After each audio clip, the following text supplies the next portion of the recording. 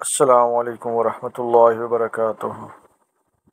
اللہم صلی علی محمد و آل محمد۔ حضرت عبداللہ بن عمر رضی اللہ تعالیٰ عنہ سے روایت ہے، رسول اللہ صلی اللہ علیہ وآلہ وسلم نے فرمایا، حسن اور حسین رضی اللہ تعالیٰ عنہم جنتی جوانوں کے سردار ہیں اور ان کے والد ان سے افضل ہیں۔ ابن ماجہ، حدیث نمبر 118۔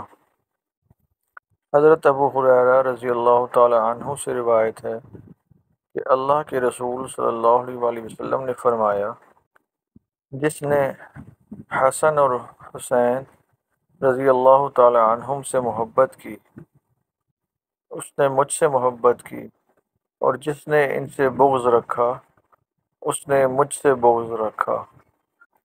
ابن ماجہ، حدیث نمبر 143۔ ایک شخص نے حالت احرام میں مچھر کے مارنے کے متعلق پوچھا کہ اس کا کیا کفارہ ہوگا۔ حضرت ابن عمر رضی اللہ تعالی عنہ نے دریافت کیا کہ تم کہاں کے ہو؟ اس نے بتایا کہ عراق کا۔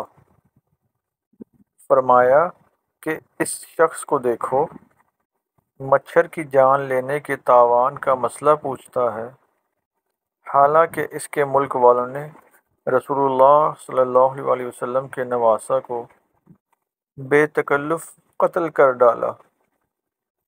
میں نے حضرت صلی اللہ علیہ وآلہ وسلم سے سنا، آپ فرما رہے تھے کہ یہ دونوں، حضرت حسن اور حسین رضی اللہ تعالی عنہم، دنیا میں میرے دو پھول ہیں۔ بخاری شریف، حدیث نمبر 5994۔ اللہ سبحانہ و تعالی سے دعا ہے کہ ہمیں اہل بیت کی سچی محبت نصیب فرمائے۔ آمین برحمتک یا ارحم الراحمین۔